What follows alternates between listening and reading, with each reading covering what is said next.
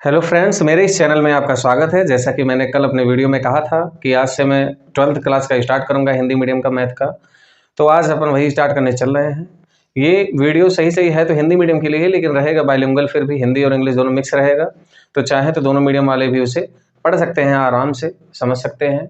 और दूसरी बात ये है कि ये वीडियो सिर्फ बोर्ड के पर्पज़ से नहीं है। बोर्ड के अलावा जैसे जो भी मैं पढ़ाऊँगा उनमें कुछ अच्छे क्वेश्चंस भी रहेंगे, अच्छे एग्जाम के, जैसे एनडीए हो गया, सीडीएस हो गया हमारा, और जेईई मेंस हो गया। इन सब से रिलेटेड कॉन्सेप्ट और जो क्वेश्चंस हैं उन्हें भी अपन डिस्कस करेंगे। ठीक है, तो चीज़ें थोड़ी सी एलोबरेट करके अपन डिस्कस करेंगे, तो उसे आराम से आप समझिएगा। डरना नहीं है कि आप ऐसा मत सोचें कि मैं सिर्फ एनसीईआरटी पैटर्न ही लेकर चलूंगा। ऐसी बातें भी हम डिस्कस करेंगे जो एनसीईआरटी में भी नहीं है, लेकिन जानना जरूरी है। ठीक, तो आज का हमारा जो लेक्चर है वो है फलन, और फलन में लेक्चर 1 है। ये आज का पहला दिन है। ठीक, आज हम इसे शुरू करते हैं।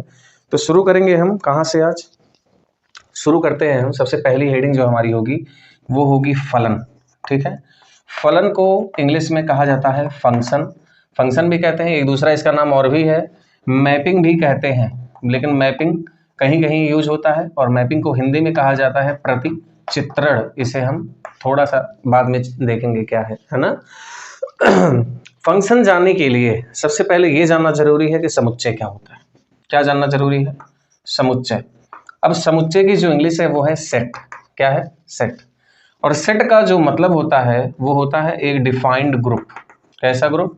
एक डिफाइंड ग्रुप, जिसके जितने भी एलिमेंट हैं सबके सब डिफाइंड हो, वही हमारा कहलाएगा समुच्चय या सेट कहलाएगा। ठीक है, जैसे group of natural numbers, group of whole numbers, group of some math books, या कुछ भी ऐसे कह सकते हो। ग्रुप ऑफ 3 रुपीज पेन, जो कि मेरे पास 8-10 हो। ऐसा नहीं है कि मैं इनफाइनाइट पेन को ले आऊँ और कह दूँ कि वो सब क्या है, सेट होगा, तो ऐसा नहीं होगा। उसे फाइनाइट होना चाहिए, डिफाइंड होना चाहिए, तब तो वो ग्रुप है हमारा, है ना, सही मायने में। अब फाइनाइट का मतलब हम समझ सकें, ऐसा फाइनाइट हो। इनफाइनाइट भी अगर हम समझ पा रहे हैं, जैसे नेचुरल नंबर है हमारा, उसे हम समझ पा रहे हैं, कोई दिक्कत नहीं, वो भी हमारा सेट ही कहलाएगा। ठीक, देखते हैं। जैसे देखिए, मैंने ले लिया एक समुच्चय, ले लिया 1 2 3, और दूसरा समुच्चय मैंने ले लिया ए बी सी और डी। इसमें 3 अवयव है, इसमें 4 अवयव है, फाइनाइट है वो। दूसरा चीज वेल डिफाइंड है, ये नेचुरल नंबर है हमारा, ये अल्फाबेट है हमारा, है ना, समझ पा रहे हैं आप? तो ये हमारा हो गया समुच्चय। ठीक, फलन जो होगा वो 2 समुच्चयों से ही डिफाइन होता है, तो उसे हम आगे समझते हैं क्या होगा। समुच्चय हम थोड़ा सा समझ गए, बाकी आप 11th में पढ़े होंगे। देखते हैं आगे। फलन होता है बेटा रूल। क्या होता है? रूल, नियम होता है। कैसा नियम होता है? जिस नियम से 2 आरिक्त समुच्चय, कौन से समुच्चय? 2 आरिक्त समुच्चय, मतलब रिक्त नहीं होने चाहिए, आरिक्त है ना। आरिक्त का मतलब उसमें कोई न कोई अवयव होगा। 2 समुच्चय, मान लो ए है एक समुच्चय बी है, तो ए से बी में वह नियम, वह रूल समुच्चय कहलाएगा आरिक्त समुच्चयों का, जिसके द्वारा ये समुच्चय इस समुच्चय से क्या है? लिंक्ड है। जिसके द्वारा ये समुच्चय इस समुच्चय से संबंधित है। समझ पा रहे हो? जिस नियम के द्वारा संबंधित है, इसका प्रत्येक अवयव इसके अद्वितीय अवयव से संबंधित होना चाहिए। ध्यान देना, जैसे यहाँ ABC है और यहाँ हमारा है कितना, 1 2 3, तो इसका प्रत्येक अवयव इसके प्रत्येक अवयव से, प्रत्येक से तात्पर्य यह है कि इसका एक अवयव इसके कई अवयव से संबंधित नहीं होगा, लेकिन इसका सारा अवयव इसके एक अवयव से संबंधित हो सकता है। जैसे ऐसे हम कर दें, ऐसे अगर हमने कर दिया तो ये हमारा क्या होगा? फंक्शन होगा। जैसे देखो, हमने ए पुट किया तो भी बनाया, बी पुट किया तो भी बनाया, सी पुट किया तो 2 आया, तो ये हमारा फंक्शन कहलाएगा। समझ पा रहे हैं आप मैं क्या कहना चाह रहा हूँ? मेरा मतलब ये है कि फलन एक वह नियम है जो 2 आरिक्त समुच्चयों, जिसके द्वारा 2 आरिक्त समुच्चय ए और बी आपस में संबंधित होते हैं, या यूं कह लो कि जिसके द्वारा आरिक्त समुच्चय ए के प्रत्येक अवयव आरिक्त समुच्चय बी के अद्वितीय अवयव से संबंधित होते हैं। बी का एक अवयव ए के कई अवयव से संबंधित हो सकता है, लेकिन ए का कई अवयव बी के कई अवयव से, ए का प्रत्येक अवयव इसके कई अवयव से संबंधित नहीं होगा। मतलब कि हम जो x का मान पुट करते हैं वो, जैसे मान लो कि ए रख दिया, बी रख दिया, F A equal F B आ सकता है, लेकिन अगर ये कह लो कि ए पर ही 2 मान आ जाए इसका, तो ये संभव नहीं है। फलन की यही जो मेन अवधारणा है वो यही है कि ए में, या यूँ कह लो कि प्रांत में जो पहला समुच्चय हमारा, उसके सारे अवयव इनके अवयवों से संबंधित होने चाहिए। इसमें कुछ अवयव छूट भी सकते हैं, कोई दिक्कत नहीं, लेकिन इसमें कोई भी अवयव छूट नहीं सकता। अगर छूट गया इसमें तो फलन नहीं होगा। ठीक है, इसके कई अवयव इसके एक अवयव से संबंधित हो सकते हैं, लेकिन इसका 2 अवयव इसके एक अवयव से संबंधित नहीं हो सकता। ठीक, थोड़ा थोड़ा समझ गए होंगे आप, बाकी बात को हम धीरे धीरे आगे करते हैं इसे। अब देखते हैं ये जो दोनों समुच्चय हैं, इनमें से ये जो पहला वाला है, ये इसे कहा जाता है प्रांत। क्या कहा जाता है? प्रांत। मतलब जो भी मान हम पुट करते हैं वो प्रांत है। ठीक, हाँ, एक बात तो मैंने बताया ही नहीं, प्रांत में जितने भी मान आ रहे हैं, ये एक एक भीतर जितने भी मान हैं, ये सारे के सारे ये कहलाएंगे प्रतिबिंब, नहीं पूर्व प्रतिबिंब कहलाएंगे। क्या कहलाएंगे? ये पूर्व प्रतिबिंब कहलाएंगे। y के जितने भी मान हैं यहाँ पे, अगर इसे आप x और इसे y लिख लो अपनी सुलभता के लिए, तो y के जितने भी मान हैं ये सारे के सारे कहलाएंगे प्रतिबिंब। क्या कहलाएंगे? प्रतिबिंब। इसमें जितने भी मान 1 2 3 सब प्रतिबिंब है, और ये ABC हमारा क्या है? पूर्व प्रतिबिंब है। ठीक, अब ध्यान देना, यदि इसे थोड़ा सा अच्छी लैंग्वेज में बोल रहा हूं, यदि x में कोई ऐसा अवयव बचा है जिसका प्रतिबिंब यहां नहीं बन रहा है तो वो फलन नहीं होगा। ठीक, या यूं कह लो कि y में कोई ऐसा नहीं, वो गलत हो जाएगा। x में अगर कोई अवयव कोई बच रहा है ऐसा जिसका इसमें प्रतिबिंब नहीं बन रहा हो तो वो फलन नहीं होगा, लेकिन अगर y में कोई बचा है जिसका पूर्व प्रतिबिंब यहाँ पे नहीं बन रहा है तो कोई दिक्कत नहीं, वो फलन होगा। जैसे यहाँ पे 3 है, 3 का पूर्व प्रतिबिंब यहाँ पर नहीं है, लेकिन ये तब भी फलन बनेगा। ठीक है, अब देखते हैं प्रांत। प्रांत हमारा क्या है? जितने भी x के मान हम यूज करेंगे सारे के सारे प्रांत कहलाएंगे। तो प्रांत हमारा हो जाएगा क्या? a हो जाएगा, b हो जाएगा और c हो जाएगा। लेकिन हमें ये समझना है कि ये क्या कहलाएगा? जो यहाँ पे टोटल वैल्यू है, टोटल, ये कहलाएगा सह प्रांत। क्या कहलाएगा? सह प्रांत, जिसे कहा जाता है इंग्लिश में कोडोमेन। इसे कहते हैं डोमेन, इसे कहते हैं कोडोमेन। और जो प्रतिबिंब सही से ही इसमें से सह प्रांत में जो जो अवयव हैं मौजूद, जिनके पूर्व प्रतिबिंब x में मौजूद हैं, उन अवयव को कहा जाता है परिसर। अगर मैं यहाँ पर रेंज की बात करूं, रेंज जिसकी हिंदी होती है परिसर, तो वो हमारा कहलाएगा क्या? 1 और 2 कहलाएगा। फिर से सारी बात फिर से देखते हैं। फलन क्या होगा? फलन एक नियम है। कौन सा नियम है? जिसके द्वारा 2 आरिक्त समुच्चय x और y के अवयव आपस में संबंधित होते हैं। x के प्रत्येक अवयव y के अद्वितीय अवयव से संबंधित होते हैं। x में कोई अवयव शेष नहीं बचेगा जो संबंधित ना हो, लेकिन y में कोई ना कोई अवयव शेष बच सकता है और नहीं भी बच सकता है। ठीक, y के जो जो अवयव बचे हैं वो परिसर में भाग नहीं लेंगे, वो परिसर नहीं कहलाएंगे। जिन अवयवों का पूर्व प्रतिबिंब x में है सिर्फ वही परिसर कहलाएंगे, इसके अलावा कोई परिसर नहीं कहलाएगा। लेकिन सह प्रांत पूरे मान को कहा जाता है। y का जितना मान संभव है, सारे संभावित मान y के वो कहलाएंगे हमारे सह प्रांत, और y के वो मान जिनका पूर्व प्रतिबिंब x में है वो कहलाएंगे हमारे परिसर, और x में जितने भी मान है वो सारे के सारे हमारे कहलाएंगे क्या? प्रांत कहलाएंगे। ठीक है, इन्हीं बातों को हमें समझना था। अब सह प्रांत यहाँ पर हमारा कितना है? 1 है, 2 है और 3 है, यही हमारा सह प्रांत होगा। ठीक है, कोई समस्या इसमें नहीं होगी। ये लेक्चर बहुत लेंदी में नहीं लेकर जाऊंगा, छोटे छोटे टॉपिक हम डिस्कस करेंगे थोड़ा थोड़ा करके। ठीक, ये हो गया हमारा पूर्व प्रतिबिंब जो x में है, उसमें हो गए सारे के सारे प्रतिबिंब। ठीक, यहाँ पे प्रांत ये हो गया। ठीक, अब आगे बात को बढ़ाते हैं धीरे धीरे। क्या है?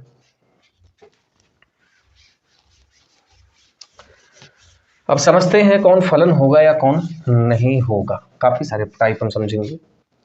ठीक है, यहाँ पे x है, यहाँ पे ये y है, a b c d, यहाँ पे 1 2 3 और 4। ठीक है, देखते हैं, ये इससे संबंधित है और यही इससे भी संबंधित है, प्लस b भी इसी से संबंधित है, c इससे संबंधित है और d इससे संबंधित है।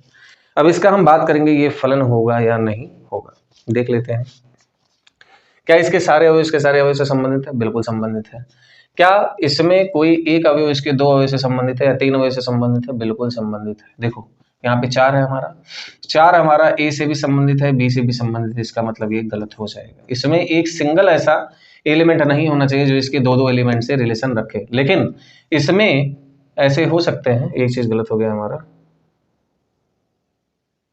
नहीं, हाँ, ए और बी रखने पे 4 आ सकता है हमारा, लेकिन ये जो मुझे बताना था कि ए रखने पर 3 आ जाए और 4 आ जाए, ये गलत होगा। ठीक है, मैं उल्टा बोल गया।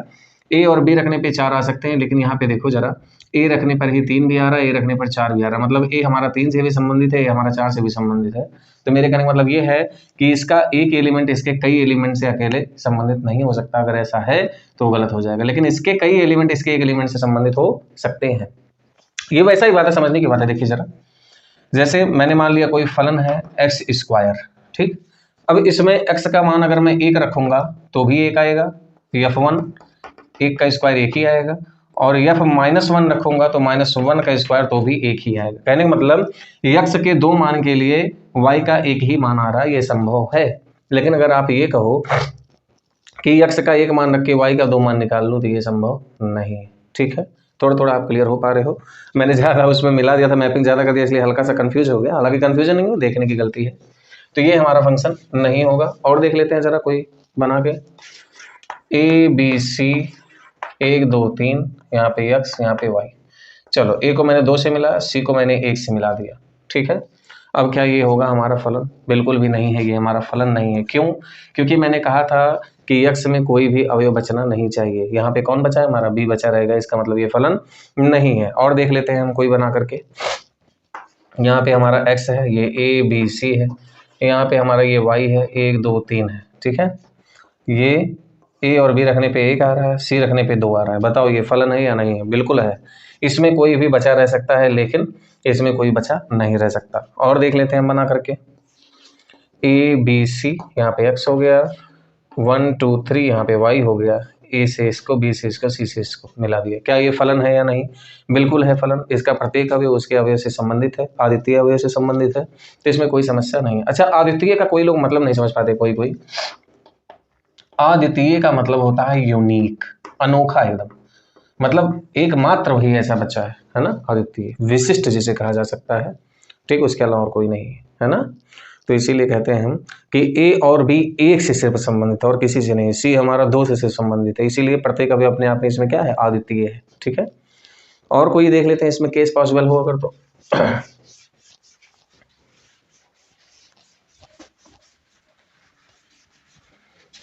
और देखते हैं, ये हमारा x हो गया, ये हमारा y हो गया, a b c d e f हो गया, यहाँ पे 1 2 3 4 हो गया हमारा, यहाँ 5 हो गया।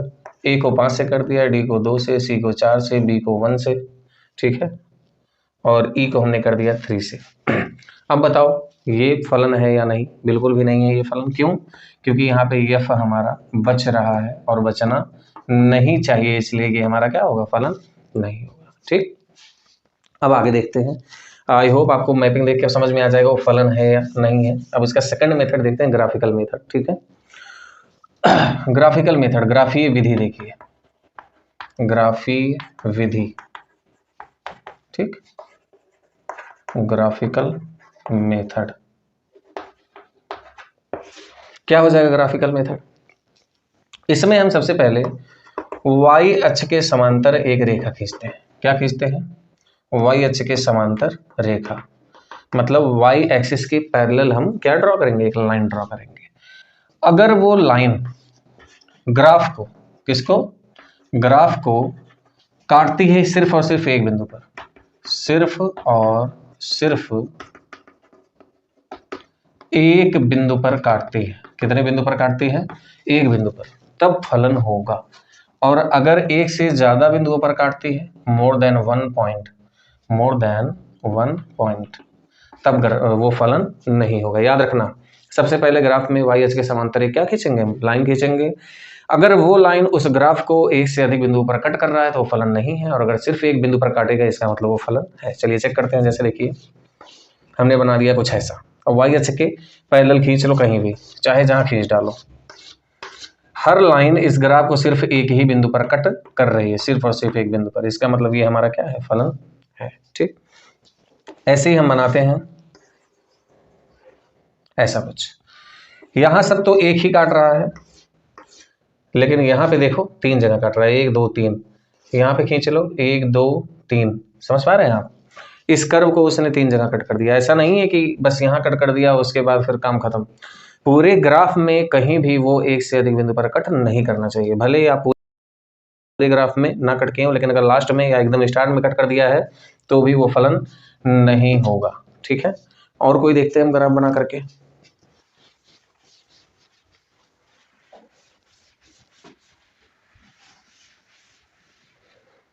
जैसे देखिए साइन एक्स का हमारा है, ये ग्राफ है साइन एक्स का, खींच के देख लो हर जगह हमारा कहाँ कट करेगा, सिर्फ और सिर्फ एक ही पॉइंट पे कट करेगा, इसका मतलब ये हमारा फलन है। ऐसे हम कोई और बना लेते हैं, कोई भी लाइन खींच दो, यहाँ पे कितनी जगह काट रहा है, दो दो बार कट कर रहा है, इसका मतलब ये फलन नहीं है हमारा। ठीक है, ऐसे ही हम सबको समझ सकते हैं। अब मैं देता हूं आपको क्वेश्चन, देखते हैं कर पाते हैं या नहीं। ये है हमारा एक्सिस, ये हमारा है ग्राफ, बताना है या फलन है या नहीं। ठीक है, ये बताना है फलन है या नहीं, बताना है फलन है या नहीं। आगे कौन है, ये बताना है फलन है या नहीं। तो देखते हैं, इसमें कहीं भी हम खींचेंगे वाई अक्ष के समांतर रेखा, वो सिर्फ और सिर्फ एक बिंदु पे काटेगा, मतलब ये है हमारा। यहाँ खींचेंगे एक से अधिक बिंदु पे काट रहा है, 1 2 3 4 5 6, है ना, इसका मतलब ये फलन नहीं है। यहाँ खींच के देखेंगे हर जगह एक ही बिंदु पर कट करेगा, इसका मतलब ये है। यहाँ खींच कर देखेंगे हर जगह एक ही बिंदु पर ये कट करेगा, इसका मतलब ये भी है हमारा। ठीक है, आई होप ये क्लियर हो गया होगा आपको। ठीक, कहने का मतलब वाई अक्ष के समांतर हम जितनी भी रेखाएं खींचेंगे वो सारी की सारी रेखाएं उस ग्राफ को सिर्फ और सिर्फ एक बिंदु पर क्या होनी चाहिए, कट करनी चाहिए। अगर एक से ज्यादा बिंदु पर काटेगा तो वो फलन नहीं होगा, और सिर्फ एक बिंदु पर काटेगा तो वो फलन होगा हमारा। ठीक है, इतना ये हो गया हमारा। ठीक, अच्छा अब इसका जरा मतलब समझते हैं, ये होता क्या है, एक से अधिक बिंदु पे काटने का मतलब क्या होता है। ठीक, देखते हैं। जैसे मान लो एक छोटा सा है, ऐसे मैंने बना दिया, ये क्या है, ये है y इक्वल एक्स स्क्वायर का, क्या है y इक्वल एक्स स्क्वायर। यहाँ पे 1 कर लो, यहाँ पे -1 कर लो, दोनों केस में जो मान आएगा y इक्वल 1 ही आएगा हमारा। कितना आएगा, 1 आएगा, x का -1 और 1 पुट करोगे आप, दोनों केस में आएगा। लेकिन अगर आप ऐसा कुछ बना रहे हो, ऐसा बना दिया मान लो, और ऐसे पैरेलली में कट कर रहा हूं, तो इसका मतलब जानते हैं क्या हो गया, इसका मतलब ये है कि x के इस मान के लिए, मान लो ये x 2 है, क्या है 2, x इक्वल 2 पे y के 3 मान हमें मिल रहे हैं, एक ये और एक ये, मतलब कि 3 प्रतिबिंब ऐसे हैं जिसका एक ही पूर्व प्रतिबिंब है। क्या ये संभव है, गलत है। x के कई मानों के लिए y का एक मान हो सकता है, लेकिन x के एक मान के लिए y का कई मान नहीं हो सकता, यही मैं शुरू से ही बता रहा हूं बार बार, इसीलिए ये फलन नहीं होता है ग्राफीय विधि में। ठीक है, अब आगे हम बात कर लेते हैं। अच्छा, एक बात और बात करेंगे हम, जो फलन नहीं है वो क्या है, याद रखना, जो फलन नहीं है, जो फलन नहीं है वो संबंध होता है। क्या होता है, संबंध, रिलेशन, है ना, आप पढ़े होंगे सेट एंड रिलेशन। तो जितने भी हैं सब के सब रिलेशन है, लेकिन उन रिलेशन में कुछ फंक्शन होंगे और कुछ फंक्शन नहीं होंगे। ठीक है, एक आखिरी पॉइंट इससे रिलेटेड मुझे बताना फंक्शन से, इसमें इसकी डेफिनेशन से, ऑलवेज इंक्रीजिंग और डिक्रीजिंग फंक्शन, ऑलवेज इंक्रीजिंग या ऑलवेज डिक्रीजिंग, कोई ग्राफ अगर हमें दिया है, मतलब सदैव वर्धमान और ह्रासमान कोई ग्राफ हमें मिला है, हमेशा बढ़ता जा रहा है वो, हमेशा घटता जा रहा है मान, तो ऐसा ग्राफ हमेशा एक फंक्शन होगा। क्या होगा, हमेशा वो क्या होगा, हमारा फंक्शन होगा। ठीक है, हमेशा फंक्शन होगा। ठीक, अब वो जो हम तीर उर बना रहे थे उसी फलन को ही हम मैपिंग कहते हैं, प्रचित्रण कहते हैं। तो जो तीर उर बना के ऐसे मिला रहे थे वही है मैपिंग हमारी। ठीक है, तो ऑलवेज इंक्रीजिंग और डिक्रीजिंग अगर कोई ग्राफ होगा तो वो हमेशा फंक्शन होगा, सिर्फ और सिर्फ रिलेशन नहीं होगा, फंक्शन भी वो होगा। ठीक, अब किसी किसी एग्जाम में पूछ लेता है कि कुल संबंधों की संख्या, कुल फलनों की संख्या बताइए। जैसे देखिए कोई दो समुच्चय हैं, एक है x और एक है y, इस समुच्चय में टोटल कितने अवयव हैं, m अवयव है। कितने अवयव हैं, m अवयव। और इस समुच्चय में टोटल कितने अवयव हैं, n अवयव हैं। ठीक है, तो x से y में परिभाषित डिफाइंड कुल फलनों की संख्या, कुल फलनों की संख्या, ये बहुत कम किताबों में आपको मिलेगा। कुल फलनों की संख्या होती है बेटा n की पावर m। कितनी होती है, n की पावर m। कुल फलनों की संख्या हमारी होगी n की पावर m।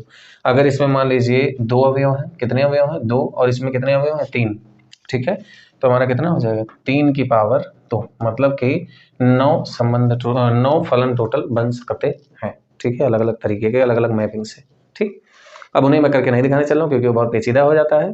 फिलहाल यही पूछा जाता है, यही आपको याद रखना है कि कुल फलनों की जो संख्या होती है वो कितनी होती है, n की घात m, जिसमें m है हमारा x में उपस्थित अवयवों की संख्या और n है हमारा y में उपस्थित अवयवों की संख्या, ठीक है। अब इसी से जुड़ा हुआ एक छोटा सा टॉपिक और है, उसे बता देते हैं, उसके बाद हम आगे बढ़ेंगे अगले लेक्चर में फलनों के प्रकार के बारे में। देखते हैं क्या होता है अंतराल। क्या देखते हैं हम, अंतराल, जिसकी इंग्लिश होती है हमारी इंटरवल। आप 11th में अगर कोई अच्छे से पढ़ाया होगा तो आप इन इक्वलिटी पढ़े होगे, असमिका, और असमिका बिना अंतराल के आ ही नहीं सकती, आपको वो जानना पड़ेगा विधिवत, है ना। तो ये कई सारे टाइप के होते हैं। पहला टाइप है हमारा विवरित अंतराल। कौन सा अंतराल, विवरित अंतराल, जिसको कहा जाता है ओपन इंटरवल। Open interval. अब ओपन इंटरवल क्या है, ओपन इंटरवल दो तरीके से लिखते हैं, जैसे देखिए सबसे पहला तरीका तो ये है हमारा a, b, या लिख सकते हैं a, b, और एक तरीका है ऐसे लिखते हैं a लेस देन या x लेस देन b, मतलब कि a से b तक के सारे मान लिए जाएंगे सिर्फ a और b को छोड़कर, ठीक है। ओपन का मतलब ये है कि a और b को शामिल नहीं करना है, लेकिन a और b के बीच में जितने मान हैं सबको शामिल किया जाएगा। जैसे देखो अगर मैं यहाँ लिख रहा हूँ 1 to 10 ओपन इंटरवल में, ठीक, ज्यादातर ऐसे ही लिखा जाता है, ऐसे बहुत कम लिखा होगा, बहुत स्टैंडर्ड किताबों भले लिखा जाए, जनरली यही लिखा जाता है, ठीक। अगर लिख दिया 1 to 10, find the all integers value between 1 to 10, या बिटवीन ना लगाया जाए, कहा जाए find the all integers value in open interval 1 to 10। क्या होगा सारे इंटीजर्स वैल्यू, ना तो हम 1 को लेंगे ना तो 10 को लेंगे, बाकी बीच में जितने सबको शामिल किया जाएगा, 2 3 4 5 6 7 8 और 9, 3 3 6 2 8, टोटल 8 मान ऐसे हैं जो उसके बीच में लाई कर रहे हैं। ओपन इंटरवल का यही मतलब है कि नंबर सिस्टम अगर हमारा है ऐसे, यहाँ पे a है, यहाँ पे b है, तो यक्स कोई मान होगा यहाँ पे, जो शामिल नहीं किया जाता उसको ऐसे होल बनाया जाता है ऐसे, ठीक। तो यक्स इन्हीं के बीच में कोई भी मान हो सकता है, जो कि ऐसे लिखा जाएगा x belongs to a, b, a से b तक, लेकिन a और b को शामिल नहीं किया जाएगा, ठीक। छोटा सा बात था ये। इसके बाद हम देखते हैं आगे विवरित अंतराल, ये हो गया हमारा। अब देखते हैं संवृत अंतराल। क्या देखते हैं, संवृत अंतराल। दूसरा है संवृत अंतराल, जिसकी इंग्लिश होती है बेटा क्लोज्ड इंटरवल। क्लोज्ड इंटरवल, ठीक है, ये हो गया। क्लोज इंटरवल को कैसे रिप्रेजेंट करते हैं, a to b ऐसे या ऐसे, यहां पे भी इक्वलिटी, यहां पे भी इक्वलिटी। अब जब इक्वल का चिन्ह लग गया तो इसका मतलब यक्स a के बराबर भी हो सकता है और a से बड़ा भी, यक्स b के बराबर भी हो सकता है और b से छोटा भी। मतलब जब बराबर हो सकता है तो इसका मतलब इसे भी इंक्लूड किया जाएगा। वहां पे एक्सक्लूड कर दिया गया था, निकाल दिया गया था, उसे शामिल नहीं किया गया, लेकिन यहाँ पे शामिल किया जाएगा। a और b भी क्या होगा, शामिल होगा हमारा, a भी शामिल और b भी शामिल, है ना। इसका मतलब ये है कि अगर मैं बोलूं 1 to 6 सारे नंबर्स बताओ जितने भी इंटीजर हैं, तो मैं बोलूंगा 1 2 3 4 5 और 6, 1 को भी लिया जाएगा और 6 को भी शामिल किया जाएगा, इसका यही मतलब है, ठीक है। अच्छा, जब यहाँ पे इक्वलिटी का चिन्ह लगता है, इक्वल भी जब आ जाता है, तो नंबर लाइन पे दर्शाते वक्त वहां पे डार्क सर्कल बनाते हैं, ना कि होल, ठीक है। ये हमारा हो गया संवृत अंतराल। आगे देख लेते हैं हम। अगला अंतराल है हमारा खुला बंद अंतराल। तीसरा वाला है खुला बंद अंतराल। इसके दो नाम हैं, एक तो कहा जाता है open closed interval, open closed interval, और दूसरा कहा जाता है सेमी क्लोज्ड इंटरवल। क्या कहा जाता है, सेमी क्लोज्ड इंटरवल। अच्छा, यहाँ पे खुला है तो यहाँ पे ऐसे हो गया, यहाँ पे बंद है तो यहाँ पे ऐसे हो गया। इसे ऐसे भी लिख सकते हो, खुला का मतलब ऐसे और बी का मतलब ऐसे, इन बंद अंतराल का मतलब ऐसे, ठीक। चाहे ऐसे लिखो चाहे ऐसे लिखो, बात वही है। अब खुला है मतलब शामिल नहीं करेंगे इसे, तो सिर्फ लेस देन लगेगा, यहाँ पे बीच में कोई भी नंबर हो सकता है। यहाँ पे बंद है मतलब इक्वलिटी का भी साइन लगेगा। तो x is less than x greater than a less than और इक्वल b, इसका यही मतलब है। नंबर लाइन पे अगर हम दर्शाएंगे तो यहाँ पे होल बनाएंगे a और यहाँ पे डार्क पॉइंट बनाएंगे b और इसके बीच में कहीं हमारा x लाई करेगा। समझ पाए आप? ठीक, ये चीज़ें जानना बहुत जरूरी है। इनइक्वालिटी के आंसर लिखने में बहुत जरूरी है, रेंज निकालने में, डोमेन पता करने में, सारी चीज़ों में ये चीज़ें आनी हमें चाहिए, इसीलिए मैं इसे स्टार्ट में बता दे रहा हूँ। ठीक, काफ़ी सारे बच्चे ऐसे हैं जिनका ये पॉइंट क्लियर नहीं, तो वो समझ के अच्छे से क्लियर कर लो बार बार देख के। ठीक, ये हो गया खुला बंद अंतराल। ऐसे ही है बंद खुला अंतराल, बंद खुला अंतराल, सेमी ओपन इंटरवल। ठीक, या सेमी क्लोज उसे भी कह सकते हो। चौथा है बंद खुला अंतराल, अंतराल। ठीक, क्लोज्ड ओपन इंटरवल। ठीक, ये हो जाएगा हमारा। अब बंद है मतलब ऐसे होगा, खुला है मतलब ऐसे होगा, या ए यहाँ हो जाएगा, यहाँ बी और यहाँ ऐसे, दोनों तरीके से रिप्रेजेंट कर सकते हैं। इसका मतलब क्या है, ए पर बंद है मतलब इक्वलिटी का साइन लगेगा, बी पर खुला है मतलब सिर्फ और सिर्फ लेस देन का साइन लगेगा, ये होगा इसका मतलब, है ना। नंबर लाइन पर अगर दिखाएंगे तो यहाँ पे हमारा डार्क बनेगा, डार्क सर्कल ए, और यहाँ पे हमारा होल बनेगा बी। ठीक है, इनके बीच में यहीं कहीं हमारा एक्स लाई करेगा। अब इसका जरा बात हम समझते हैं। इसका मतलब ये है कि अगर कहीं लिखा है 1 to 4 के बीच में जितने भी इंटीजर हैं उनको बताओ, तो क्या होगा, 1 होगा, 2 होगा, 3 होगा, लेकिन 4 नहीं होगा। 1 को शामिल करेंगे लेकिन 4 को शामिल नहीं करेंगे। पिछले वाले में क्या था, ए को शामिल नहीं करते, बी को शामिल करते। ठीक, यही था हमारा आज का। इस लेक्चर में हमने बहुत बेसिक बातें डिस्कस की हैं। अगर कहीं दिक्कत हो रहा हो कमेंट सेक्शन में कमेंट करके पूछ लो, वीडियो को फिर से देख लो, समझ में आ जाएगा वो बात, इतना तो मेरा गारंटी है। ठीक, वीडियो को हमेशा देखना है, समय से रेगुलरली देखना है, क्योंकि अब मैं कोशिश करूंगा रेगुलरली अपलोड करूं वीडियो। चीज़ों को समझो, पढ़ो, मनन करो, प्रैक्टिस करो उसका ज़्यादा से ज़्यादा। ठीक है, और अगर आपको ये अच्छा लगा तो मेरी वीडियो को लाइक करो, शेयर करो, मेरे चैनल को सब्सक्राइब करो, ढेर सारे बच्चों के पास इसे भेजो। ठीक, और बोर्ड की तैयारी मेरे साथ ही करते रहो। मैं सारे क्वेश्चंस बैंक के जो अच्छे क्वेश्चन है बोर्ड के दृष्टि से जो इंपॉर्टेंट है, सारे क्वेश्चन अपने इसी चैनल पर डिस्कस कर दूंगा। पढ़ाते हो तुम इंडिविजुअल चैप्टर्स को, फिर उसके बाद बोर्ड्स में जो भी क्वेश्चन आएंगे वो उसके बाहर के आएंगे नहीं। आप उससे प्रैक्टिस कर लोगे तो कम से कम 90 तो पा ही जाओगे, अगर बढ़िया से पढ़े रहोगे, पूरा ईमानदारी से मेहनत किए रहोगे। ठीक, मेरा काम है या किसी भी टीचर का काम है सिर्फ पढ़ाना, बाकी मेहनत आपके हाथों में है। आपको बात मानना पड़ेगा टीचर्स का, आपको प्रैक्टिस करना पड़ेगा। ठीक है, थैंक यू सो मच। ऐसे अपना प्यार और सपोर्ट बनाए रखें, मिलते हैं नेक्स्ट वीडियो में। ठीक।